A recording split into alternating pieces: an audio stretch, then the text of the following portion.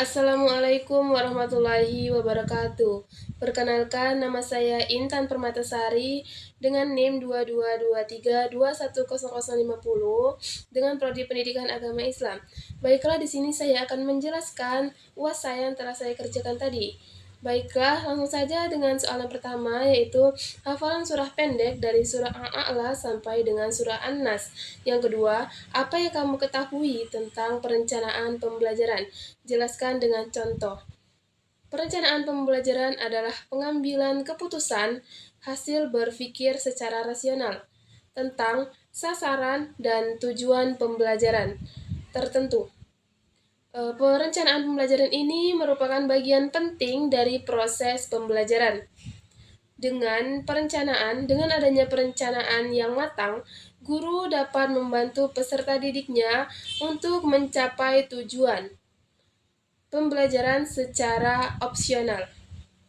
Sebagai contohnya, pada siswa yang mampu mengetahui dan memahami Al-Quran, hadis sebagai sumber ajaran Islam. Dengan metode ceramah, diskusi, tanya jawab, demonstrasi, praktik, simulasi, bermain peran, media, buku, teks, lembar kerja siswa, papan tulis, spidol, laptop, proyektor, audiovisual, dan internet. Soal yang ketiga yaitu bagaimana analisis kompetensi dasar pada KMA 347 tahun 2022 pada mata pelajaran Al-Quran Hadis di Madrasah. Analisis kompetensi dasar pada KMA 347 tahun 2022 pada mata pembelajaran Al-Quran Hadis membawa perubahan yang signifikan dalam pendidikan Islam di Indonesia. Salah satunya aspek penting dalam KMA 347 tahun 2022 ini adalah ditetapkannya kompetensi dasar pada mata pelajaran Al-Quran Hadis di madrasah.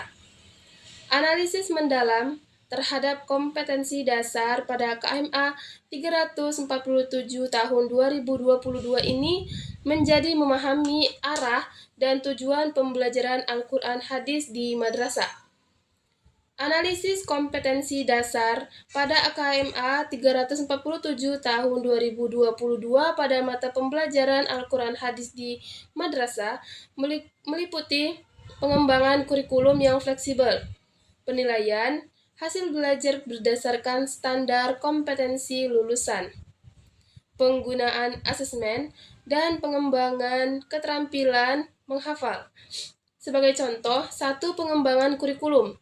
Kurikulum dibangun kembali dan bersifat lebih fleksibel, memungkinkan madrasah untuk mengembangkan program dan kegiatan tambahan, visi dan misi.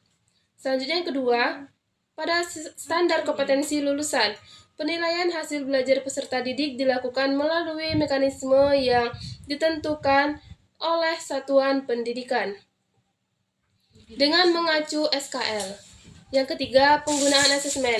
Asesmen dilakukan untuk mengukur kemajuan belajar dan pencapaian hasil belajar pada peserta didik. Yang keempat, pengembangan keterampilan. Guru ini inisiatif agar peserta didiknya memiliki keterampilan dalam menghafal. Yang keempat, soal yang keempat yaitu bagaimana sih analisis saudara tentang problematika pembelajaran Al-Quran Hadis di madrasah? Jelaskan dengan contohnya. Problematika Al-Quran Hadis di madrasah meliputi beberapa persoalan yang dihadapi siswa dan guru.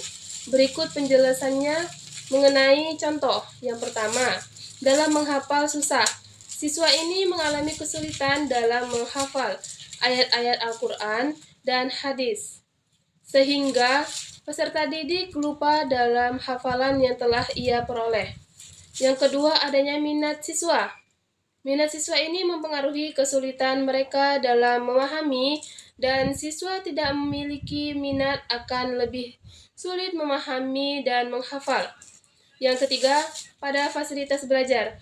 Fasilitas belajar yang terbatas juga menjadi salah satu masalah dalam memahami Al-Quran dan hadis. Guru dan siswa memerlukan perangkat belajar yang lebih baik lagi. Baiklah, terima kasih. Wassalamualaikum warahmatullahi wabarakatuh.